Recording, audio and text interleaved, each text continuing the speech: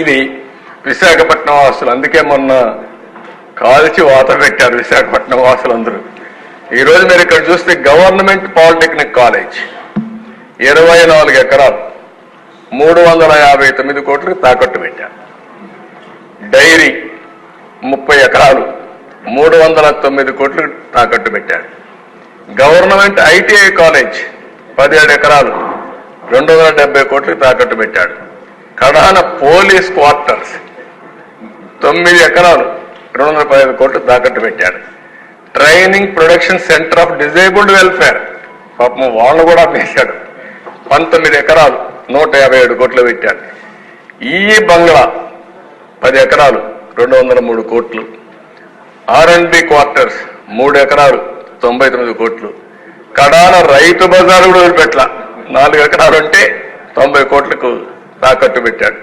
Circuit house మనం ఉండే అప్పుడప్పుడు పోయి ఉంటారు, దాన్ని కూడా 3 ఎకరాలు 40 కోట్లు పెట్టాడు.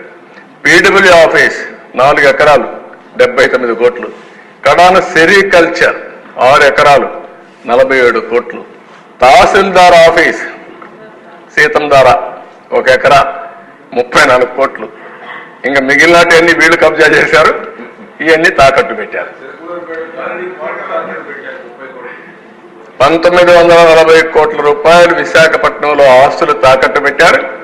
ఒక 40,000 కోట్ల ఆస్తుల్ని కబ్జా చేశారు. ఈ రెండు అదే క్యాపిటల్. సుందర అందమైన పేరు. నెక్స్ట్